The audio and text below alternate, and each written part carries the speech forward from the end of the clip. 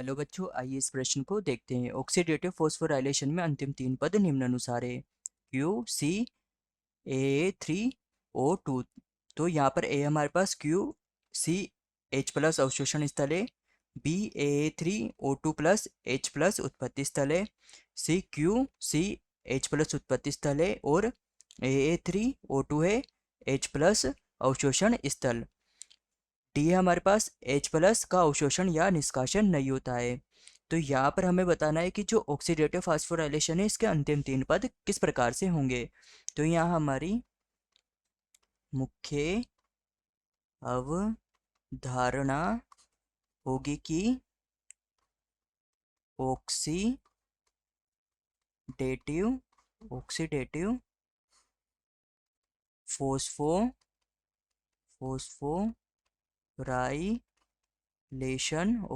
Phosphorylation प्रक्रिया क्या है। तो यहाँ पर हमें इस प्रक्रिया के बारे में बताना है। तो ये जो प्रक्रिया होती है यह ऊर्जा का उत्पादन करती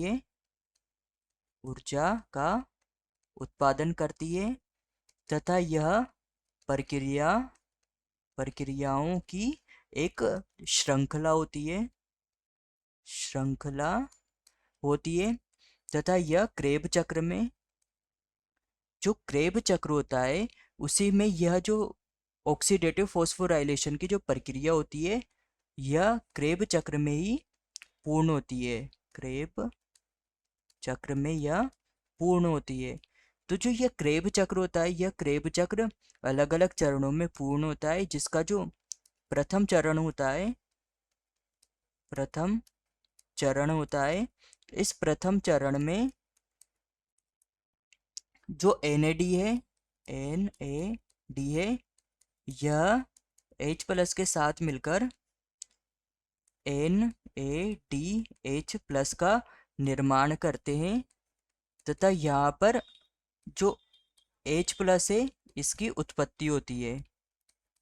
अर्थात यह जो H+ है यह NADH के साथ यहाँ पर मुक्त हो जाता है। वहीं जो हमारे पास इसका जो द्वितीय चरण है उस द्वितीय चरण में कोएंजाइम होता है, इसका यहाँ पर निर्माण होता है। जो द्वितीय चरण होता है इस द्वितीय चरण में कोएंजाइम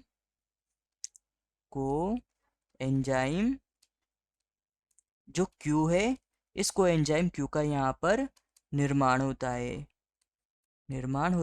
वहीं अगर हम इसके तृतीय चरण की बात करें तो जो इसका तृतीय चरण होता है इसके तृतीय चरण में सक्सिनिक अम्ल का निर्माण होता है।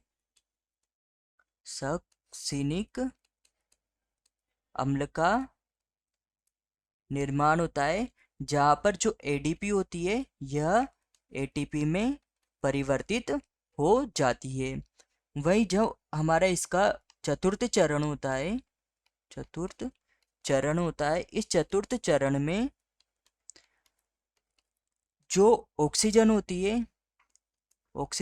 है यह दो H+ के साथ मिलकर के यहाँ पर H2O अर्थात जल का निर्माण करती है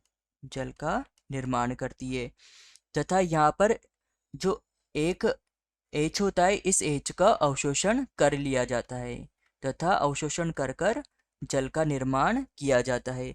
तो यहाँ पर प्रश्न ने हमसे पूछा था कि ऑक्सीडेटिव के अंतिम तीन पद निम्नानुसार होंगे। तो QCAA3O2।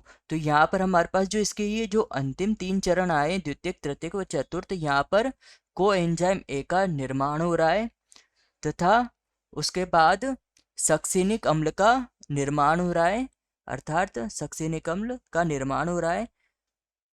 यहाँ पर सक्सिनिक अम्ल के निर्माण के समय ADP से ATP का निर्माण हो रहा है तथा साथ ही जो ऑक्सीजन है दो ऑक्सीजन H+ के साथ मिलकर H2O का निर्माण करती है तथा जो H है इसका अवशोषण कर लेती है। तो यहाँ पर हमारा उत्तर होगा उत्तर C, QCH+ उत्पत्ति स्थल है तथा AA3O2 है और H का अवशोषण स्थल है। तो हमारा उत्तर होगा उत्तर सी। यहाँ पर ए भी गलत हो जाएगा। QCH+ का अवशोषण कर स्थल है, तो यहाँ पर H+ का अवशोषण नहीं होता है Q और C के दौरान। भी हमारे पास AA3O2 प्लस H+ उत्पत्ति स्थल है, तो H+ का यह उत्पत्ति स्थल नहीं है, तो यह भी गलत हो जाएगा। डी था H+ का अवशोषण या निष्कासन नहीं होता, तो यहाँ पर H+ का अवशोषण होता है, तो यह भी गलत हो जाएगा। तो हमारा उत्तर होगा उत्तर सी सही उत्तर होगा। तो यहाँ पर हमारा प्रमुख सिद्धांत होगा, प्रमुख सिद्धांत होगा कि यह प्रक्रिया माइटोकॉन्ड्रिया में चलती है, माइटोकॉन्ड्रिया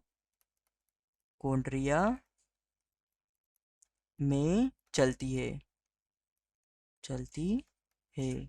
आशा है कि आप इसे अच्छी तरह समझ गए होंगे। धन्यवाद।